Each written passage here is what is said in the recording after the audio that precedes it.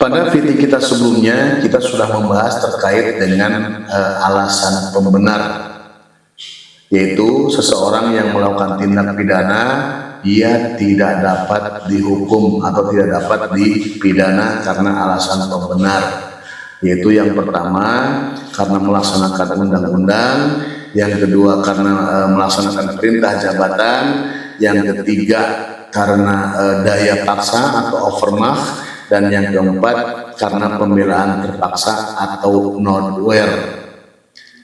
Pada video sekarang ini kita akan membahas terkait dengan alasan pemaaf.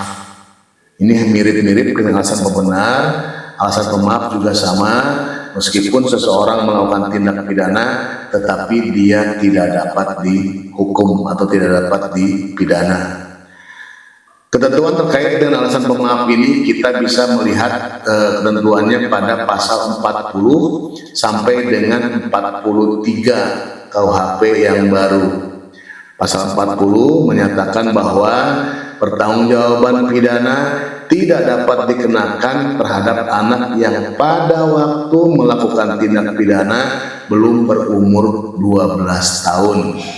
Jadi ketika seorang anak yang belum berumur 12 tahun melakukan tindak pidana, dia tidak dapat dikenakan pidana atau tidak dapat dikenakan pertanggungjawaban pidana. Lalu harus diapain nih anak? Nah, kita lihat ketentuan di pasal 41 ya, pasal berikutnya.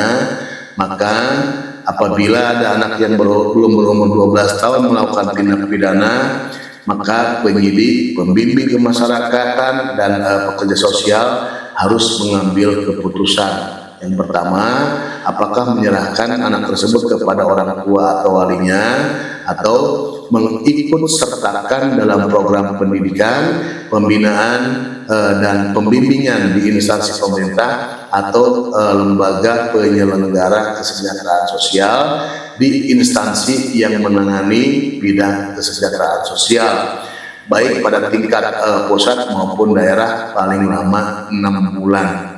Itu alasan pemaaf yang pertama ya, yaitu anak yang melakukan tindak pidana tetapi belum berumur 12 tahun.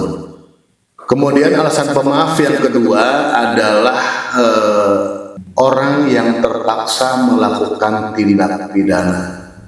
Jadi pasal 42 itu bunyinya, setiap orang yang melakukan tindak pidana tidak dapat dipidana karena yang pertama dipaksa oleh kekuatan yang tidak dapat ditahan, yang kedua dipaksa oleh ancaman, tekanan, atau kekuatan yang tidak dapat dihindari.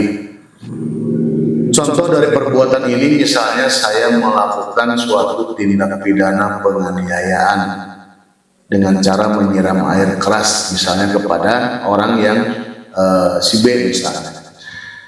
Tetapi sebetulnya saya tidak punya niat untuk menyiramkan air keras kepada si B itu. Tetapi perbuatan itu saya lakukan karena saya dipaksa, ditekan, ataupun adanya ancaman dari orang lain, si C misalnya, yang mengancam saya, kalau saya tidak melakukan perbuatan sebagaimana yang disuruh oleh si C ini, maka keluarga saya akan dihabisi misalnya.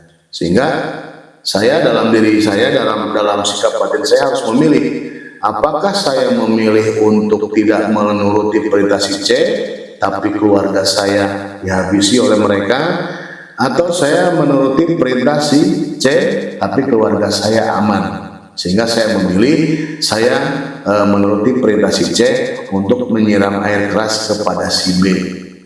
Hal itu semata-mata saya lakukan untuk menyelamatkan nyawa keluarga saya. Jadi ketika saya melakukan perbuatan itu dan saya bisa buktikan bahwa itu dalam tekanan atau ada ancaman, maka saya tidak dapat dipidana. Alasan pemaaf yang ketiga adalah nodwear excess. Itu ada di pasal 43 ya KUHP yang baru, yang bunyinya setiap orang yang melakukan pembelaan terpaksa yang melampaui batas yang langsung disebabkan oleh adanya keguncangan jiwa yang hebat karena serangan atau ancaman serangan seketika yang melawan hukum, dia tidak dapat dipidana. Pembelaan melampaui batas itu diartikan sebagai perbuatan korban yang melakukan pembelaan terpaksa kepada si pelaku melampaui batas yang disebabkan oleh adanya keguncangan jiwa yang hebat akibat dari serangan ataupun ancaman yang dilakukan oleh si pelaku itu sendiri. Sebagai contoh kita sering lihat di film-film ya, misalnya seorang perempuan mendapat tindakan asusila dari orang lain, misalnya perbuatan perkosaan misalnya dari si pelaku ini. Kemudian pada saat si pelaku sedang melakukan aksinya, si perempuan menemukan tali misalnya, kemudian menjerat si pelaku sampai dengan pelaku itu pingsan. Setelah pingsan, kemudian karena ada keguncangan jiwa yang hebat, si perempuan ini atau si korban ini kemudian membentur-benturkan kepala si pelaku ke tembok sampai dengan tidak berdaya dan menemukan pisau, kemudian dia tusukkan berkali-kali, misalnya gimana lah kalau kayak film-film seperti itu yang dinamakan dengan non-wear access.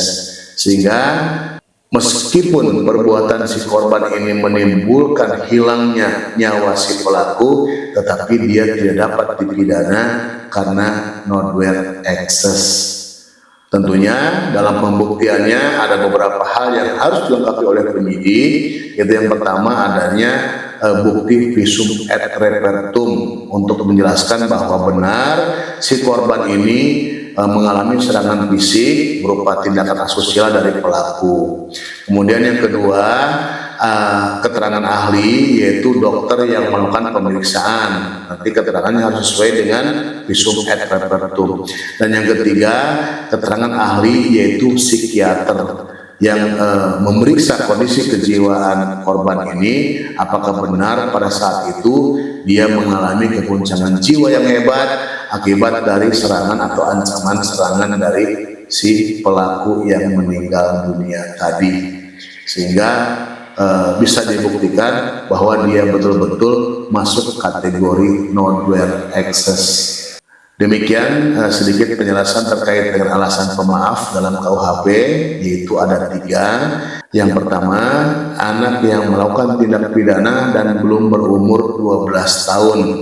Kemudian yang kedua, seorang pelaku melakukan perbuatan bukan atas kehendak dirinya, tetapi karena adanya tekanan atau ancaman. Dan yang ketiga, non-wear access, pembelaan terpaksa yang melampaui batas. Demikian, terima kasih.